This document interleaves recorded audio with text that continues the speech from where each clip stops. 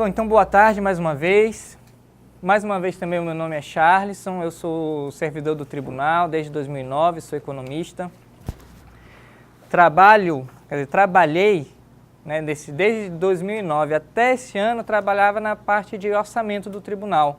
Na função de economista, o orçamento sempre acaba que me persegue ou eu persigo o orçamento. Né? Só que aí esse ano, na metade do ano, eu mudei de setor, fui para a área de compras, que também envolve um pouco de orçamento, né? Para tentar novos desafios, novos ares, né? Já está um pouco saturado. A gente satura às vezes de ficar fazendo a mesma coisa, 8, 9 anos, né? Sempre a mesma coisa, poucas coisas mudam e aí a gente fica um pouco cansado. E aí eu fui trabalhar no departamento de compras do Poder Judiciário, né? Juntamente com o David aqui, que está aqui na frente, meu colega de trabalho. Né? E é um prazer hoje estar aqui com vocês, gente, é um prazer mesmo, né? Eu geralmente ministro muitos módulos no programa, na área de investimentos, na área de dívidas, né, que é a minha área de atuação principal. Né? E este ano eu comecei a trabalhar também com consumo consciente, com aposentadoria, que eu já tinha trabalhado uns 2 anos atrás, né? Que são temas que eu acho que também são muito interessantes, né? Quase que não sai, né? Gaguejei aqui. São muito interessantes e, por exemplo, eu acho que o tema mais importante de todos os módulos da educação financeira é a aposentadoria. Porque a gente agora, enquanto nós estamos novinhos, né, a gente precisa se preocupar com ela. Porque quando for para faltar 5, 2 anos, a gente começar a pensar em se preparar financeiramente para ela, aí já vai ser tarde. Tem jeito, só que aí você vai ter que correr mais riscos, né? E às vezes o brasileiro não gosta muito de correr risco, então acaba que ele não avança muito nessa área e fica por elas mesmas. A gente acaba se aposentando ou então, como acontece com muitos colegas, né, nossos, protelando a aposentadoria porque não está preparado para se aposentar e perder os auxílios, né? E aí vem um pai desse da vida e, graças a Deus, né, vai dar fluxo para esse povo que precisa sair, que quer sair, que é bom para eles e para o tribunal, né, que eles saiam, né? Até para renovar um pouco o quadro também, né? Eu acho que todo o trabalho que eles já fizeram foi de grande valia, né? E hoje, se a gente tem alguns confortos, e nós temos alguns confortos no tribunal, né? E eu estou falando do tribunal mesmo, a sede, né? O que já não se reflete, infelizmente, em muitos fóruns, né? Mas é graças ao trabalho dessas pessoas aí, né? Que desde a década de 80 aí vem construindo o tribunal. Pelo menos é a minha opinião. Bom, vamos falar de consumo consciente, né? Consumo consciente, mas antes eu tenho que me apresentar um pouco mais. Eu estou no projeto Educação Financeira desde o nascimento do projeto nesse formato. O projeto ele nasceu no núcleo psicossocial do antigo DRH, e isso eu não era nem do tribunal ainda, né? Então, na verdade, não nasceu o projeto, nasceu a ideia. Né? Isso porque muitos dos atendimentos que os psicólogos aqui do nosso quadro faziam com servidores, eles identificaram que o problema financeiro do nosso quadro, do nosso plantel, era uma coisa que estava gerando doença. Né? E aí nasceu no núcleo psicossocial essa iniciativa. Só que ela foi ganhar o formato de oficinas, né, com um planejamento que nós fizemos em 2013. E aí, a partir de 2014, começaram esse esquema, né, de oficinas, de palestras. Né? A gente primeiro pensou no formato de oficina mesmo, mas acabou que, por exemplo, a gente agora está num auditório, né? É difícil me movimentar, é difícil vamos juntar as cadeiras aqui, não tem como fazer isso, né? Então a gente tem algumas limitações. Acaba que muitas das nossas oficinas, na verdade, acabam parecendo palestras, né? O que pode ser cansativo, e a gente sabe que é cansativo, a gente faz curso pelo tribunal, ficar aí o dia inteiro sentado, né, é cansativo, então por isso que a gente tenta fazer algumas atividades práticas, é importante a participação de vocês nesse sentido. Gente, quando se fala em consumo consciente, o que vem à nossa mente, hein? O que vem à sua mente? Não adianta virar, foi você que eu escolhi. O que vem à sua mente, uma palavra, uma frase, uma expressão, quando eu falo para você, consumo consciente? Analisar. David, consumo consciente. Eficiência. Eficiência? Efetividade, eficácia? Consumo consciente. O que vem à mente? Planejamento. Planejamento. Planejamento, pronto. Só uma palavra que eu pedi, né? E consumo consciente. O que vem à mente, a sua mente? Consumir de acordo com o conhecimento, né? Um conhecimento bem estabelecido, né? Consumir de acordo com o conhecimento. Quase consumir de acordo com as suas responsabilidades monetárias, né? Também, né? Consumo consciente. Escolher? Escolha, né? Eu sou economista, como eu falei, e economia é a ciência da escolha, né? Então eu sou apaixonado por essa palavra. É muito interessante. E falando isso, eu fico divagando, né? Eu estou falando de uma coisa, depois já vou para outra, né? Não sei porquê, mas me deu vontade de comentar com vocês que a minha história, ela de certa forma, ela está ligada à área financeira, à área da educação financeira, né? Eu desde novinho, eu tinha 2 grandes exemplos em casa, o meu pai e minha mãe. Meu pai sempre muito organizado e a minha mãe nem tanto. Então, assim, isso gerava um desconforto em determinada época do mês, porque os dois, eles eram, né, porque estão aposentados agora, eram servidores da educação e recebiam a mesma coisa, mas meu pai conseguia ter as suas coisas, ter dinheiro no final do mês, e minha mãe não conseguia chegar às vezes no 15º mês, no 15º dia, né? Então, assim, isso gerava um atrito entre eles e a gente convivia com isso pelo menos uma vez por mês, na hora de acertar as contas, né? Eu falei, rapaz, esse negócio de ficar anotando despesa aí, vendo quanto ganha e tal, esse negócio dá certo. E eu pude conferir que dava certo porque a minha mãe não fazia e dava errado, né? Então começou daí o meu interesse por essa área, né? E aí, quando eu fui fui estudar economia, né? O pessoal já até brinca, economia, mão de vaca, não sei o quê, né? E economia a gente estuda um pouquinho da parte financeira, né? Não da educação financeira, não de finanças pessoais em si, mas estuda, né? E agora os cursos também estão mais voltados também com algumas disciplinas novas, como economia comportamental, que aí vai mais profundo ainda, né? E aí eu fui me aproximando mais da área. E aí comecei a estagiei na diretoria de orçamento da Uni. Então comecei a trabalhar com orçamento, conheci orçamento de um órgão público, né? Aí depois fui para o Banco do Brasil, fui funcionário de carreira do Banco do Brasil por 5 anos. Né? Trabalhei em tesouraria, em agência, assessoria jurídica, enfim. Trabalhei um monte de canto. Quando trabalha em banco, você trabalha em um monte de lugar. E foi uma experiência muito, muito valorosa. E também na área financeira, né? A maior parte do tempo eu trabalhei com a parte do orçamento do banco, né? Com a parte contábil também. Área administrativa de uma forma geral. Né? E depois eu vim para o tribunal e comecei a trabalhar com orçamento, seja orçamento, finanças, sempre tive ligado muito a eles, essas duas nomenclaturas. E eu sou apaixonado por essa área, sou apaixonado mesmo. Eu estudo, né? Eu estou fazendo mestrado agora e a minha tese de dissertação, cujo projeto de qualificação eu vou defender na próxima terça-feira, é sobre esse programa aqui. É sobre educação financeira. Eu quero saber se ele está dando resultado. Do resultado que a instituição quer. O que a instituição quer? Ela quer diminuir o índice de absenteísmo, que é o índice de faltas por doença. Né? Então, minha missão vai ser mensurar isso daí estatisticamente. Enfim, sou apaixonado de poder ter essa oportunidade de ministrar oficinas na educação financeira, gosto muito. E para mim é um prazer recebê-los, né? A 5ª turma deste ano. Tomara que não seja a última, né? Porque o projeto está com algumas dificuldades para o ano que vem, né? Mas a gente tem fé que com o trabalho árduo a gente vai conseguir formar novas turmas para o próximo ano. Gente, consumo consciente é um pouco mesmo aí do que eu ouvi falar, né? Eu não vi a palavra, às vezes, que vem muito, né, quando eu trato desse tema e faço essa dinâmica, essa rápida dinâmica, vi muita palavra, consumir o que é necessário, alguma coisa assim, né?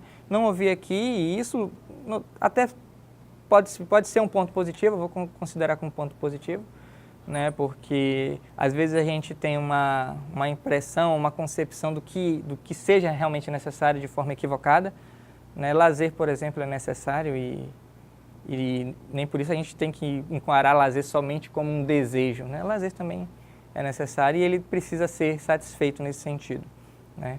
Então, às vezes a gente confunde necessidade com subsistência, são coisas diferentes, né?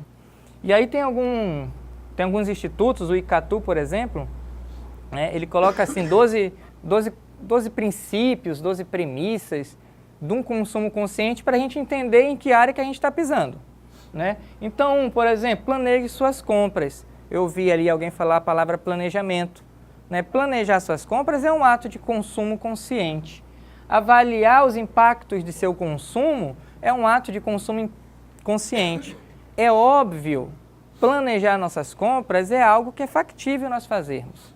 É mais simples. Agora, quando a gente fala em avaliar os impactos do nosso consumo, já fica mais difícil, eu reconheço. É muito bonito para mim estar aqui na frente, ficar falando, a gente precisa avaliar os impactos do nosso consumo. Aí alguém pode perguntar, você avalia o seu, Charles? Eu falo, não. Eu não tenho condições, talvez cognitivas hoje, de conseguir avaliar. Como é que eu faço essa avaliação do impacto que eu estou consumindo? Será que é tão difícil quanto eu estou imaginando ou será que é tão simples que eu faço e nem sei? Né? Consumo apenas o necessário, só que aí é o adendo que eu preciso fazer. O que é necessário? A gente não pode confundir necessidade com subsistência. Tem coisas que muitos colocam como, isso daí é supérfluo, é um desejo. Não, eu vejo como necessário. Né? Ter uma Hilux 4x4, por exemplo, é um desejo ou uma necessidade? Depende, né? Depende. Né? Se o cara for um representante comercial que precisa estar viajando aí pelo interior adoidado, está mais no interior do que em casa, coitado da esposa, ou sorte dela, né? Não sabe? Depende, né? Talvez seja uma necessidade, talvez, eu não estou dizendo que talvez seja uma necessidade ter uma Hilux ou um carro de grande porte, né? Agora, para mim provavelmente não é, seria só um desejo. Reutilize produtos e embalagens. Eu sempre brinco, né? Eu reutilizo aquele saquinho lá do Gonçalves, do mercado, eu coloco para lixo no banheiro. Eu estou reutilizando o saco lá, né? Separe o seu lixo. A gente depois até vai falar um pouquinho dessa questão de separar o lixo, né? Porque separar o lixo, assim como por exemplo, a gente tentar erradicar ou inibir ao máximo possível o mosquito da dengue, por que a gente não consegue vencer esse mosquito? Tem tudo a ver com pensamento relacionado a consumo consciente. 6. Use crédito conscientemente. O crédito não é vilão, né? Vocês tiveram uma oficina sobre crédito, se não me engano foi com o Kleber, né? Foi uma oficina, provavelmente foi boa, né? Ele é muito bom. Né? O material que ele estava usando era o meu, tá? Desculpa aí. Mas ele é bom. Ele é bom. Ele poderia dar oficina sem material nenhum, né? E a gente viu lá, provavelmente, que crédito não é vilão de nada, né? Eu, infelizmente, na última sexta-feira de novembro, Black Friday, né? Na quarta-feira, então, né, que antecedeu essa sexta, na quarta-feira, quebraram o vidro do meu carro, roubaram minha mochila com meu notebook e tal, né? Um leve prejuízo, né?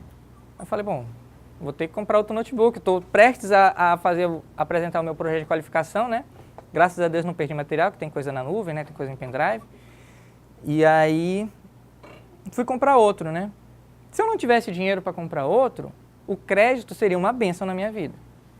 Seria uma bênção. O problema é a forma como a gente usa o crédito, né? Então a gente precisa usá-lo conscientemente. O brasileiro, eu fiz um mapeamento no período de 2005 a 2015. A taxa básica de juros, nesse período, 2005 a 2015. Não, perdão, 2005 a 2013. A taxa básica de juros, aquela Selic que é falada nos jornais, ela caiu, mas ela caiu muito, acho que de 18% chegou a 7%, 8%, né? Ela caiu. Quando o pessoal fala taxa básica de juros, é porque ela é básica mesmo, ela é a base para todas as outras taxas de juros do país, inclusive as dos nossos créditos consignados, nossos empréstimos, financiamentos, né? Então, todas as outras taxas de juros, elas caíram também. Só que o brasileiro, estatística do Banco Central e outra estatística do mesmo Banco Central diz que no mesmo período o brasileiro estava pagando mais juros nos seus empréstimos, nos seus créditos, Como é que pode uma coisa dessa? Se as taxas elas estão caindo, como é que pode o brasileiro, dentro da parcela dele, estar pagando mais juros? Eu falei, isso tem uma explicação. Ele está fazendo a dívida mais cara. Ele está fazendo a dívida mais cara como? Qual é a dívida mais cara, gente? Cartão, rotativo do cartão, né? Cheque especial. E aí fala, mas por que ele tem talvez ele possa ter um crédito consignado disponível. Se não tiver um crédito consignado, ele pode ter um empréstimo CDC da vida disponível para ele. Por que ele vai enche a conta dele, o cartão de conta, que não consegue pagar depois, ou usa o cheque especial? É porque são dívidas mais fáceis de fazer, ele não precisa ter trabalho nenhum. É só passar o cartão, é só sacar o dinheiro, é só passar no débito e o saldo vai sendo cada vez menor. A gente gosta de facilidade, a gente não gosta de dificuldade, a gente gosta de prazer. Alguém que gosta de desprazer, exceto os sadomasoquistas? Até porque ele sente prazer naquilo, né? A gente gosta de prazer. Aí eu pergunto para vocês, controlar dinheiro dá prazer? Geralmente não. Agora, comprar algo que você acha legal dá prazer? Nem que seja momentâneo, específico, dá prazer, né? Então a gente age meio que, por causa de vieses cognitivos que nós temos, a gente acaba agindo de forma não consciente, prejudicando em médio e longo prazo a nossa própria vida, né? É bonito falar, mais uma vez, use o crédito conscientemente, mas é difícil. É difícil. Sétimo, conheça e valorize as práticas de responsabilidade social das empresas. Pelo menos a gente conhecer que está de bom tamanho, né? Quem aqui conhece as práticas de sustentabilidade do tribunal? Não estou falando da garrafinha, não. Né? A gente não conhece, a gente não leu lá o PLS. A coisa chata de ler, e é chato. Eu achei, pelo menos, né? O meu julgamento é chato, mas é importante. O que o tribunal está fazendo? Por que ele está se preocupando com isso? É só para ficar bonito na foto? Né? É só para aumentar índices de governança? O que está acontecendo no mundo que até o tribunal está preocupado com isso? Pelo menos conheça, né? Aí depois vai para uma etapa de valorizar. E a gente vê gente recebendo a tal da garrafa, da caneca, isso aqui. Poxa vida, né? Procura saber por que está acontecendo aquilo. Pode até ser uma aquisição tecnicamente errada, aí precisa fazer uma análise, né? Poderia ser de outra forma, não sei, né? Mas tenta entender o que está acontecendo antes de reclamar. Conheça e valorize. Não compre produtos piratas ou contrabandeados. Aquele DVD, não tem? Pois é, até quando eu tinha um outro notebook eu comprava porque ele tinha entrada, né? Mas esse aqui não tem mais entrada, então aí agora realmente eu vou parar de comprar na marra, né? Ou seja, o que eu estou querendo dizer aqui que são coisas que precisam ser feitas, mas é difícil de fazer. Depende às vezes só de você. Depende só de mim parar de comprar o tal dos DVD pirata. Que eu sei que aquilo ali pode vir de trabalho escravo, né? Mas mesmo assim, reconheço e falo aqui, eu comprava. Mesmo sabendo de tudo que estava por trás daquilo ali, até chegar ali na calçada da rua. Eu estou falando que é difícil, mas a gente precisa, né, de algum estímulo para poder pensar de uma forma mais consciente. No caso do meu exemplo aí, o meu estímulo foi a troca do computador, que agora não cabe mais nenhum tipo de CD. Não cabe, né? E quando eu fiquei, não tem entrada de CD, eu falei, aí eu pensei justamente nisso. Não tem entrada de CD? Beleza, vai ser esse mesmo então. Porque agora eu não vou mais ter perigo. Não tem onde colocar CD pirata mais na minha casa. Não tem. Não adianta comprar, porque eu não vou conseguir assistir. Nono, contribua para a melhoria de produtos e serviços. Décimo, divulgue o consumo consciente. É o que eu estou fazendo aqui, por exemplo, e vocês podem fazer isso também. Estou falando de dar palestra, nem ministrar, até porque eu não conheço mais de consumo consciente do que vocês. A gente está no mesmo páreo, né? Quem está aqui na frente, né, falando ou de planejamento ou de investimento, é óbvio que não é, o cara é o bambambam, não. Nós somos servidores assim como vocês, né? Agora a gente, para estar aqui, né, pelo menos eu presumo que o pessoal tem que dar uma estudada, tem que dar alguma coisa, né, para não vir aqui falar besteira. Né? Mas isso não quer dizer que o cara seja aqui um conhecedor da maioria e sabe mais. Não, né? E a gente precisa divulgar para os nossos filhos, conversar com ele alguma coisa, né? Uma orientação. Às vezes, a criança está no mercado e ali é a melhor oportunidade de você trabalhar finanças, consumo consciente com seus filhos. Para quem tem filhos, né? Ou com seus sobrinhos, enfim. A melhor oportunidade é essa.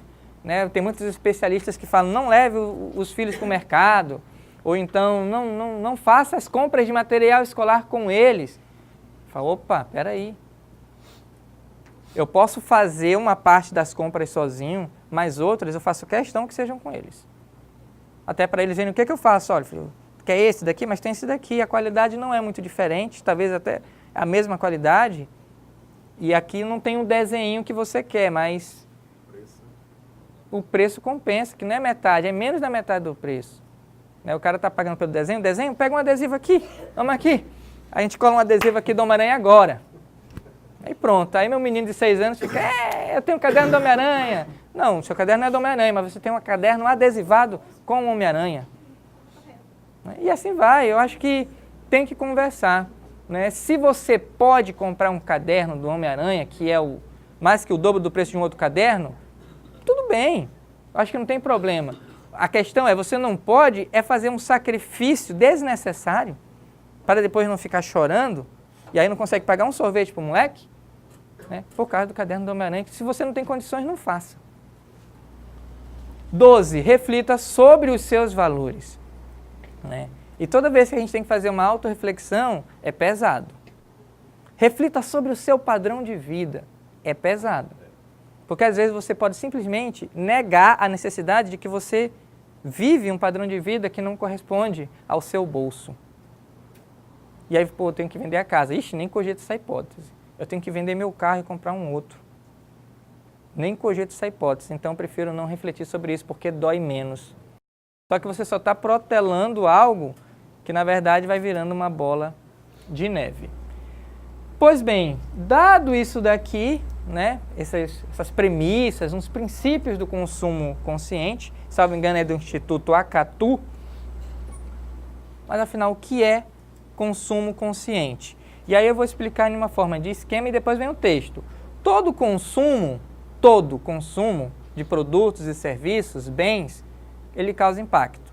2 tipos de impacto, positivo e negativo. Aonde que ele vai causar esses impactos? Ele causa impacto na economia do país, na economia local. Ele causa impacto na natureza, no meio ambiente, isso mesmo. Ele causa impacto nas relações sociais, nas relações de trabalho, por exemplo. E ele causa impacto, obviamente, em você, na pessoa que está consumindo, no consumidor. E geralmente a gente quer que o impacto na gente seja somente positivo. Pelo amor de Deus, sim. Tem que ser positivo. Mas sempre é positivo? Aquela tralha de sapatos que está lá, hein? Tá que a mulher gosta de comprar sapato, rapaz. Gosta. Todos necessários, né? Todos necessários. Depois a gente volta no assunto do sapato, mas aí, se eu for agredido, alguma coisa aqui, alguém intervém para me salvar. Você. Todo esse porte físico, né? Você vai me salvar. O meu salvador, tá bom? É o primeiro a correr, né? Ela falou, hein? Olha só, gente. Aí aqui tem um texto. Eu não gosto muito de texto, né? Mas eu acho legal trazer nesse caso aqui do consumo consciente. Consciente daquilo ali que a gente colocou, que todo consumo causa impacto, positivo ou negativo, na economia, nas relações sociais, na natureza e na gente mesmo, a gente pode dizer o seguinte, que ter consciência desses impactos na hora de a gente escolher o que vai comprar, de quem vai comprar, definir a maneira que nós vamos usar o que a gente comprou e como que a gente vai descartar o que não está servindo mais, a nós, consumidores, podemos maximizar os impactos positivos e minimizar os negativos. Percebam que não tem como extinguir, não tem como acabar com eles. A gente, o máximo que consegue fazer, maximizar os positivos e minimizar os negativos. Contribuindo desta forma, com o nosso poder de escolha, Legal, hein? Com o nosso poder de escolha, aí a frase bonita, para construir um mundo melhor. Mas é isso mesmo. É isso mesmo, é para construir um mundo melhor. E aí a gente pode chegar a uma certa conclusão. Quanto mais consumimos, mais impactos nós geramos, positivos e negativos. E mais resíduos também nós vamos gerar. E aí consumo desnecessário vai gerar resíduos que são desnecessários. E por mais que você saiba como descartá-los, se eles são desnecessários, eles estão gerando impacto negativo. Aí eu vou passar um vídeo agora para a gente ter um exemplo de desperdício, de impacto negativo, de consumo desnecessários.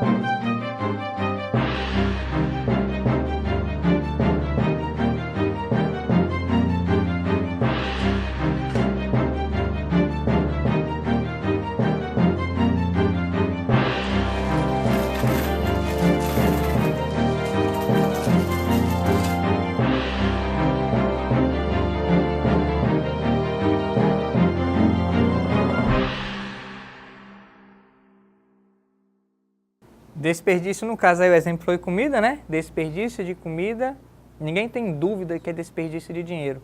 Na Irlanda apareceu uma hora ali, só na Irlanda, que é um país enorme, né? 200 milhões de dólares em desperdício. De dólares não, de euros em desperdício por ano. Só com a alimentação. Imagina nós, né? Imagina nós, meu povo, como é que é? Não é?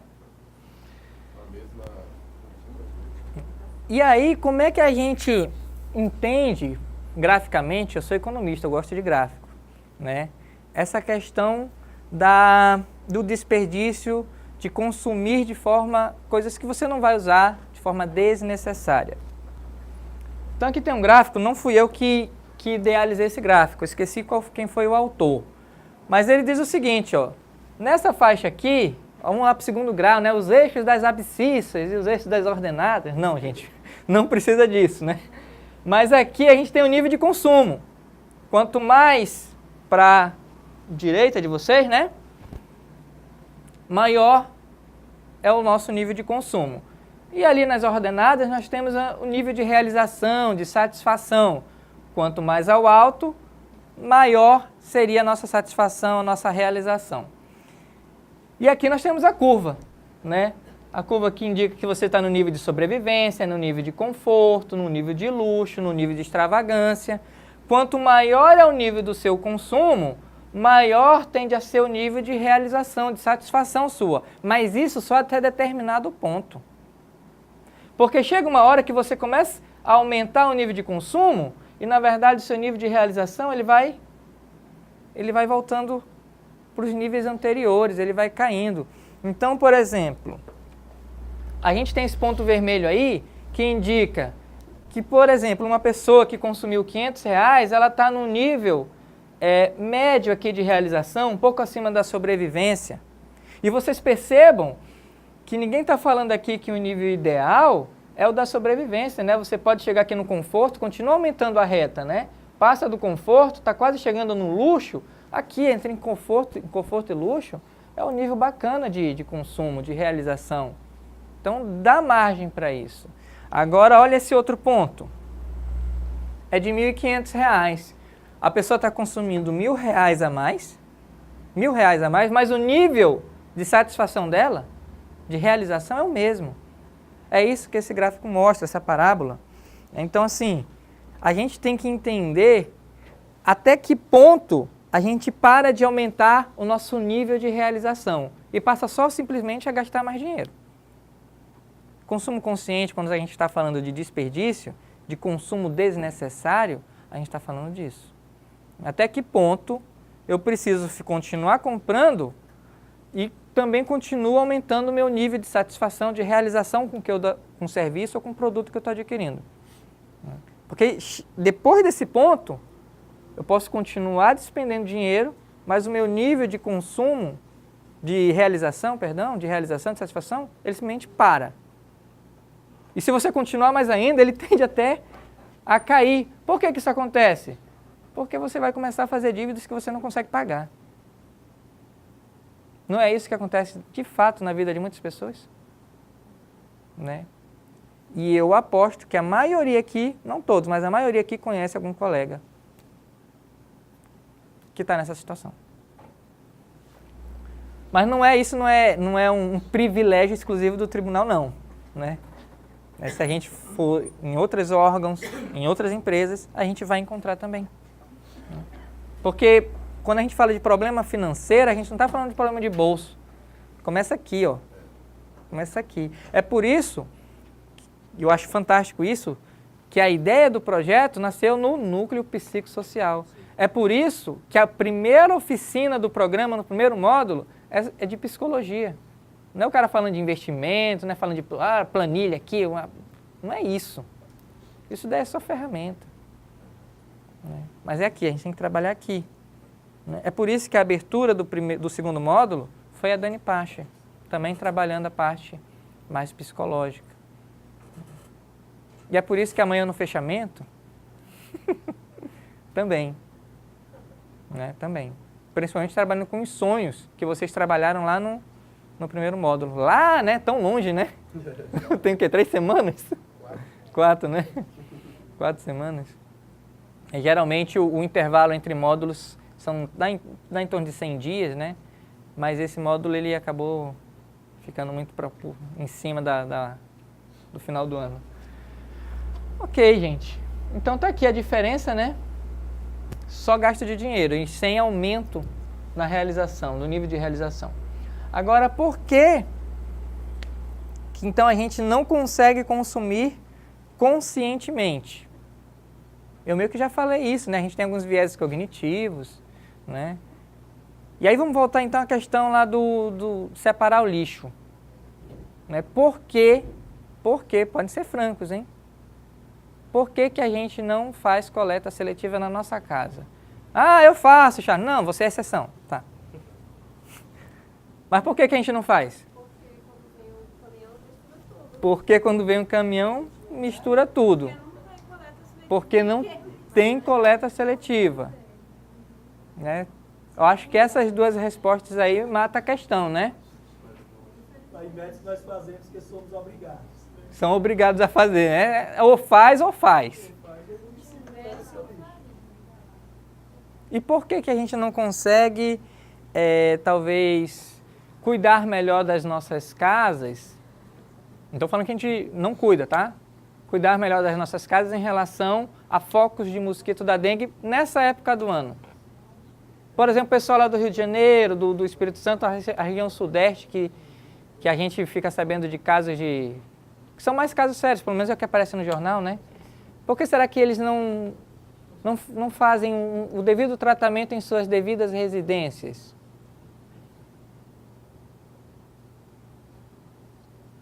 Será que porque eles estão pensando que, o que adianta eu fazer se o meu vizinho não sei se está fazendo? Será que tem esse tipo de pensamento? Vocês acham que tem? Sim. Então vamos falar assim, tem? Para saber se vocês estão acordados?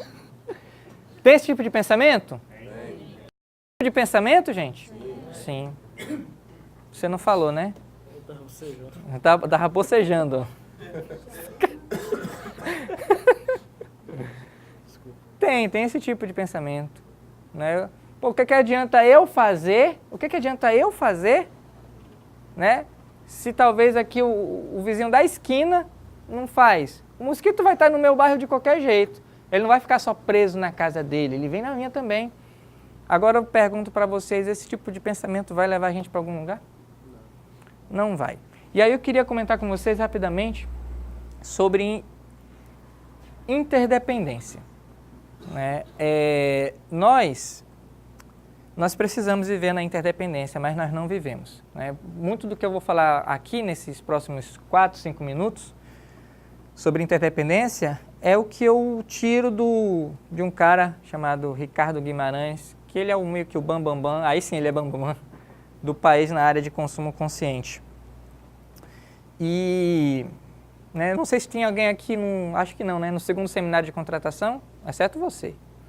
Segundo seminário de contratação, não, né? Não tinha. A maioria que é a área fim, né, não fez parte desse processo, que é mais direcionado à área meio. E aí eu cheguei a falar um pouco disso lá também. A gente não vive mais, né, numa sociedade industrializada. Não vive. A gente evoluiu. A gente está na sociedade do conhecimento, a era do conhecimento. Esse é o nosso momento agora. A gente não está mais no sistema comando-controle, aquele totalmente verticalizado. Não estamos mais. Esse sistema comando-controle, a sociedade industrializada, ela funciona muito bem quando a gente vive de forma independente. E nós gostamos de independência, a gente gosta de ser independente. Só que nós mudamos de sociedade. Agora nós estamos na era da sociedade da informação. E aí viver de forma independente não basta mais. A gente precisa viver de forma interdependente. E quando a gente começa a estudar interdependência, a gente percebe, cara, é isso mesmo. A gente acredita na interdependência, a gente sabe que ela é a solução, uma importante solução para os nossos problemas em sociedade, mas a gente não consegue ser interdependente. Simplesmente porque nós não fomos educados para isso. Né? Mas a gente precisa ter em mente que as coisas evoluem. O homem evolui, a sociedade evolui, a natureza evolui. Ela evolui para se adaptar a novas situações. Isso, claro, ela faz de forma pragmática e inconsciente. Nós, diferentemente, não. A gente evolui de forma consciente. E aí acaba sendo uma escolha entre evoluir ou não. Por exemplo, quando a gente é criança, a gente vive num estado, que é o Ricardo Guimarães que fala, né? A gente vive num estado de anomia. A gente simplesmente não reconhece a presença, a existência do outro. É simplesmente, é meu, o brinquedo é meu. Não existe o outro. Não existe 3 meses para uma criança. Olha, vamos fazer uma atividade aqui que vai durar 3 meses. Não existe. Existe 3 minutos, 3 segundos talvez. Mas 3 dias para ela é uma eternidade. Não dá para esperar 3 dias, né? Para uma criança, é difícil. Aí a gente vai crescendo, vai para a juventude. Aí a gente sai do estado de anomia e entra no estado de heteronomia. Aí na heteronomia, a gente já reconhece o outro, a gente sabe que o outro é importante, inclusive para limitar um pouco as nossas ações, que são muito impulsivas, porque nós somos muito emocionais. Nós não somos racionais, gente. Não estou ofendendo ninguém aqui não, tá? Estou me incluindo. Nós não somos racionais. Puramente. Nossa racionalidade é limitada. E tem teorias... Ele está dormindo. E tem teorias que inclusive são ganhadores de prêmio Nobel que falam de racionalidade limitada. Né? A razão, ela nasce dentro da emoção. Enfim. E aí a gente precisa do outro, a gente reconhece a existência do outro, até para nos policiar, para nos ensinar, para nos dar um direcionamento. E aí a gente vai amadurecendo, aí quando amadurece, aí a gente sai do estado da heteronomia e vai para o estado da autonomia. Aí na autonomia a gente já não precisa do papai e da mamãe para falar o que é certo e o que é errado, não precisa do Estado para dizer o que é certo e o que é errado, porque a gente já sabe. Não precisa do professor, a gente já sabe o que é certo e o que é errado, a gente já sabe o que deve ser feito, a gente já sabe o que é bom para a sociedade, a gente já sabe o que é bom para a gente mesmo, em tese, né? Porque também tem um livro do Barry Schultz, um professor norte-americano que escreveu assim, o livro dele é O Paradoxo da Escolha. Aí a gente se convence de que, na verdade, a gente não sabe nem o que é melhor para a gente. Não sabe. Né? E aí a gente vive num estado de autonomia. né, que é um estado de independência, e a gente ama a independência, né? Em 7 de setembro a gente grita lá, independência ou morte, enquanto na verdade a gente deveria falar interdependência ou morte, porque a gente precisa viver de forma interdependente. Interdependência é uma dependência mútua. Eu dependo dela, ela depende dele, ele depende de mim, ela também depende de mim, eu também dependo dele, que depende dele. Um depende do outro. Aquele pensamento, eu não vou fazer porque o cara não vai fazer, é um pensamento de independência. A gente precisa pensar interdependente. Eu estou certo que ele vai fazer. E ele pode até não fazer, mas eu estou certo que ele vai fazer e vai ficar só eu sem fazer. Eu preciso fazer. No mínimo, porque a gente vive em sociedade. Sociedade, gente, é um sistema. Tem um sistema de computador? Sistema biológicos, sistemas sociais, sistemas econômicos. Eu não conheço nenhum sistema que funcione de forma independente. Ele funciona de forma conexa. Ou seja, para existir um sistema, existe uma base. E essa base ela é interdependente. Ela tem que fazer interconexões. Né? E aí, por isso, a gente não consegue avançar muito em temas polêmicos importantes do consumo consciente. E aí a gente acaba consumindo bastante. Nós somos uma sociedade consumista. É óbvio que agora a gente, desde 2014 e 2015, a gente está vivendo um momento de crise no país especificamente, e aí o nível de consumo cai. Né? Mas mesmo assim, se é melhorar um pouquinho, a gente já começa. Eu queria ouvir um pouco vocês, né? Ela falando, nossa, a turma é calada. Falei, não, eles não são não. Então, por favor, agora vocês têm que... O que vocês acharam do vídeo? Qual é uma mensagem que vocês acham que o vídeo passou, que chamou a atenção de vocês, alguma passagem dele? Que tipo de mensagem talvez o autor do vídeo quis passar? Até hoje eu tenho minhas perguntas sobre esse final aí. Esse ETzinho aí. Nem pra ele serve, né? Foi, a gente não deixou nada para eles explorarem também, né? Talvez. Eu gosto de chamar de evolução, porque coisas ruins também evoluem, né, como doenças, né, então eu acabo chamando tudo de evolução.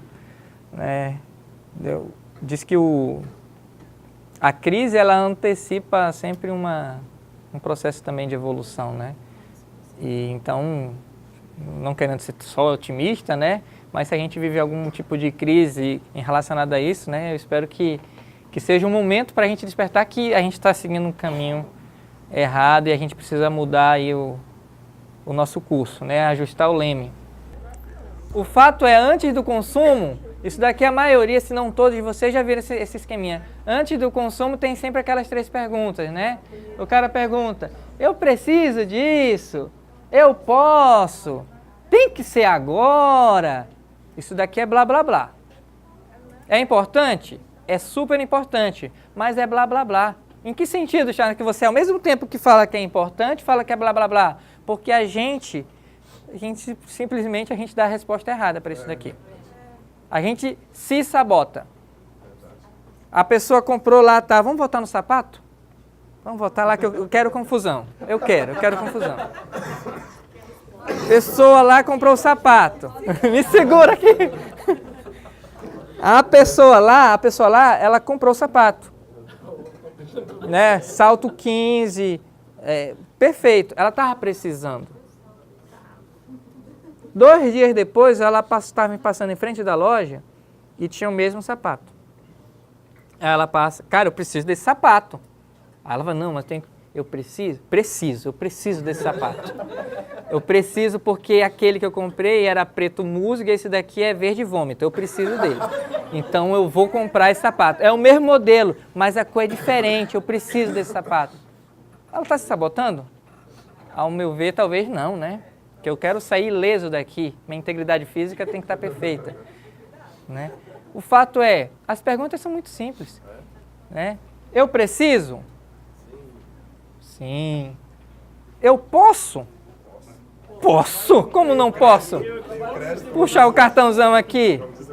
Precisa ser agora? Não, precisa ser ontem. Né? Então,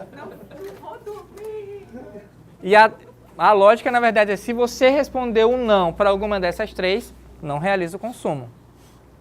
E quando a gente fala eu posso, realmente a gente tem que cogitar a hipótese do crédito. Porque o crédito, como eu falei, ele é uma bênção. Só que Só é uma bênção quando a gente usa de forma responsável, de forma consciente. Se for de forma inconsciente, então a resposta para a pergunta seria: não, eu não posso nem com as minhas próprias expensas e nem com as expensas de terceiros. Que esse terceiro se chama banco ou cunhado, porque cunhado serve para emprestar dinheiro para a gente. Fora isso, não preciso de cunhado. Ou para pedir emprestar não, esse daí fica contigo. E aí um outro tópico que a gente precisa também abordar sobre consumo consciente é sobre a obsolescência, né? A natureza, o consumo e a obsolescência. E aí eu vou trazer mais um vídeo, né? É o nosso terceiro vídeo da tarde, né? E depois a gente vai finalizar com mais um vídeo também, sobre obsolescência, porque os produtos hoje, a gente sabe que eles não duram tanto, né? Antes, aquelas TV de tubo, molhava, a área de casa molhava. Abria a bichinha, colocava no sol, funcionava, né? Quase que estendia no varal, né? E ela funcionava, as de tubo, né? Hoje não pode cair uma gota de água que talvez ela já danifique, né? Então, celular, então, a gente nem fala, né? Eles são programados para durar pouco, né? Esse celular aqui, esses celulares que tem uma curvinha, não tem uns que tem uma curvinha aqui na borda? Esse celular, eu estava conversando com um técnico da Samsung, né? E ele me falou, isso daqui é porque, por exemplo, se um que não tem a curva racha, alguma coisa assim, dá para trocar. Esses daqui, dependendo do que for, não troca mais, tem que comprar outro. Algumas funcionalidades do celular, eles são feitos para a gente não ter como recuperá-lo. Sai mais barato comprar outros. Então, os produtos eles estão sendo fabricados, né? O celular é um exemplo clássico disso, né? Para serem obsoletos. A obsolescência deles está programada, às vezes para 3 meses, 6 meses, 1 ano, né? Até porque o mercado precisa girar, né? Não pode ficar parado. São milhões e milhões de pessoas descartando produtos de forma inadequada ou simplesmente descartando os produtos, porque compra desnecessariamente, e isso nos remonta agora ao começo da nossa oficina. Aquele gráfico, por exemplo, compra de forma desnecessária. E isso gera impactos positivos e negativos. Se é de forma desnecessária, é um impacto negativo. Na natureza, nas relações sociais, em você e na economia. O fato é que consumimos para ter qualidade de vida. Essa é a ideia básica. No fundo, a gente não faz um consumo, vamos lá, que seja do sapato, né, o consumo de um telefone mais atual, sendo que você tem um que tem 4 meses de uso, né, por algum outro motivo, não, porque eu quero consumir de forma desnecessária. A gente não pensa assim. A gente quer consumir para tentar aumentar a nossa qualidade de vida em vários sentidos, né? Qualidade de vida, por exemplo, eu gosto dos pilares saúde mental. O cara, para ter qualidade de vida, ele precisa ter saúde mental. O cara, para ter qualidade de vida, ele precisa ter saúde física. Veja meu exemplo aqui, um atleta, né? O cara precisa ter uma boa alimentação. Veja o exemplo aqui. Coffee break. Coffee break daqui a 10 minutos. E o cara precisa ter saúde financeira, porque ele pode ter uma mente sã, ele pode ter um condicionamento físico perfeito, ele pode extrair os melhores nutrientes para o seu corpo. Se o cara tem problema financeiro, quando coloca a cabeça lá no travesseiro à noite, pesa. O travesseiro começa a afundar, ele não entende por quê. O relacionamento familiar é atingido, relacionamento no trabalho é atingido, produtividade cai. Então, saúde financeira é um pilar importantíssimo para a qualidade de vida. A partir do momento que a gente não tem um hábito consciente em relação ao consumo, o que acontece com a nossa saúde financeira? Ela tende a piorar. E aí, a gente consome para ter qualidade de vida. Produtos e serviços para tentar aumentar a nossa qualidade de vida. O problema é que a gente confunde qualidade de vida com padrão de vida. São coisas totalmente diferentes. A gente quer consumir para aumentar a qualidade de vida, mas a gente pensa somente em aumentar nosso padrão de vida. Ter uma casa melhor, ter uma casa melhor, eu estou tendo uma qualidade de vida melhor. Ter um carro mais bacana, eu estou tendo uma qualidade de vida melhor. Na verdade, ele está aumentando o padrão de vida dele. Porque uma casa boa é uma casa útil. É uma casa que não vai me gerar prejuízos financeiros. É uma casa que não vai me dar dor de cabeça. É uma casa que, tem uma casa maravilhosa, mas eu não aguento limpar e não tenho condições de pagar uma empregada. Então essa casa, peraí, ela é tão maravilhosa assim? Não tem nem que relacionar a problema financeiro. A casa está quitada, mas ele acha um saco limpar a casa e ele não quer pagar uma empregada. Então a casa está dando algum tipo de problema. Né? Então assim, não confundam padrão de vida com qualidade de vida. Padrão de vida está ligado com o que a gente compra e qualidade de vida está ligado com o que a gente faz. O que a gente faz é que define a nossa qualidade de vida. Né? A gente, então, para tentar ter mais qualidade de vida, tenta aumentar nosso padrão de vida. Só que a gente aumenta de forma não consciente, de forma não sustentável. O que acontece com as nossas finanças quando a gente aumenta nosso padrão de vida de forma não sustentável? Elas tendem a entrar em colapso. E aí a sua saúde financeira começa a piorar, vai se degenerando. E saúde financeira degenerando, o que quer dizer qualidade de vida caindo. Então você pode aumentar padrão de vida e ter qualidade de vida baixa, decrescendo. Por quê? Porque você está aumentando seu padrão de vida sem responsabilidade. Não há problema nenhum em aumentar o padrão de vida. O problema é aumentá-lo sem consciência, sem responsabilidade. Daqui a pouco você vai ter que vender sua casa, daqui a pouco você vai ter que vender seu carro, daqui a pouco você vai ter que se desfazer das suas roupas bacanas. Porque simplesmente você não consegue pagá-las. E aí a gente vai tratar ainda sobre a questão do consumo relacionado a necessidades ou desejos, né? Se bem que eu já falei isso aqui no começo, né? Necessidade, você precisa satisfazer e não se confunde com subsistência. Desejo, você quer satisfazer, mas também não se confunde com supérfluo. A gente tem que, à medida das nossas possibilidades, atender nossas necessidades e nossos desejos. A maioria, a gente teve oficina de sonho aqui. A maioria dos nossos sonhos, às vezes, elas estão no nimbo, na seara dos desejos. Quer dizer que a gente não vai realizar? Não é? A gente precisa atender necessidades e atender desejos. E aí tem uma matriz que diz, né? Coisas que eu quero e que eu não quero. Coisas que eu quero e não quero, quando eu estou falando de querer, geralmente a gente associa a desejo. E coisas que eu preciso e não preciso, a gente associa a necessidade. Então tem coisas que eu preciso e tem coisas que eu quero. É uma necessidade aceita, também é um desejo. Eu preciso fazer exercício físico e eu quero fazer exercício físico. Então esse ano eu comecei a fazer funcional, porque eu era um cara de 33 anos totalmente sedentário. Totalmente sedentário. Minha condição física, se eu corresse daqui a ali, era melhor vocês me levarem para o hospital. Não aguentava. Né? Hoje não, sou um atleta, não um atleta. Tem coisas que eu não preciso, mas eu quero, são desejos.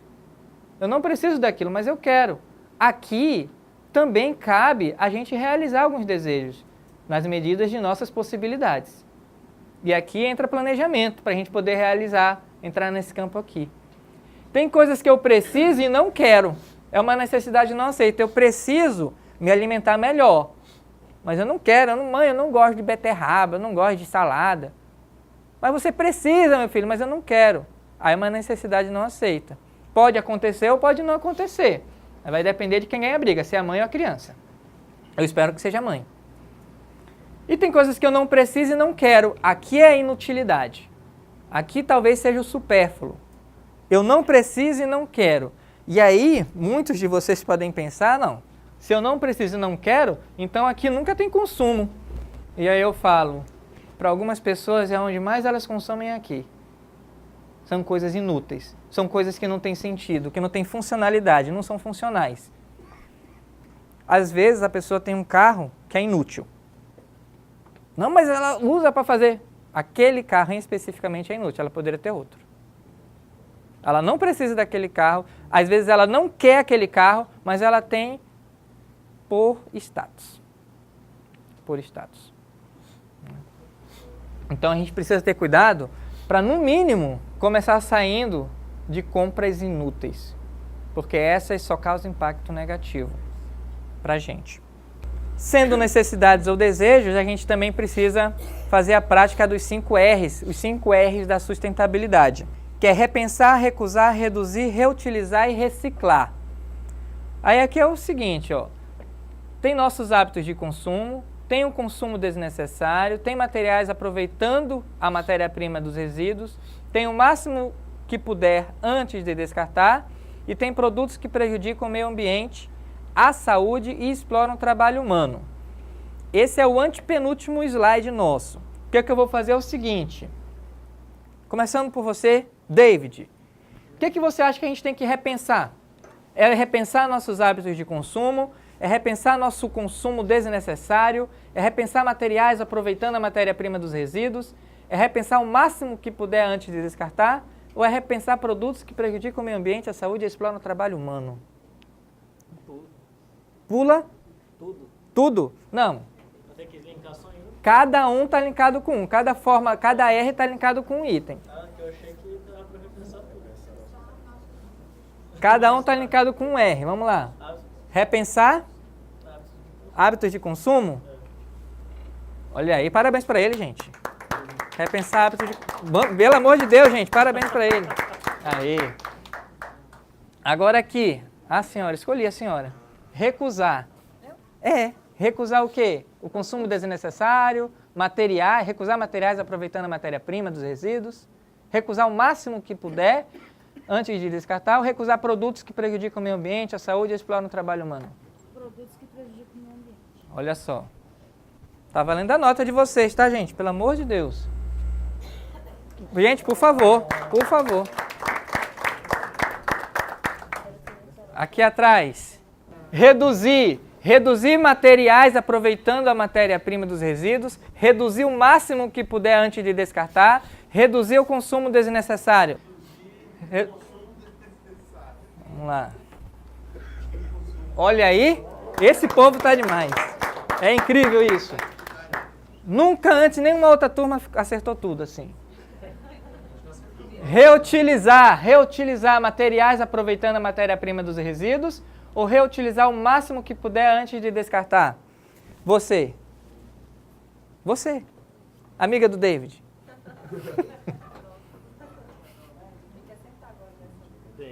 Tem que acertar. A última é comigo, tá? A última eu faço. Reutilizar o máximo que puder. Meu Deus do céu, sensacional. Sensacional. E reciclar materiais aproveitando a matéria-prima dos resíduos. Gente, agradeço a atenção de vocês. Muito obrigado mesmo.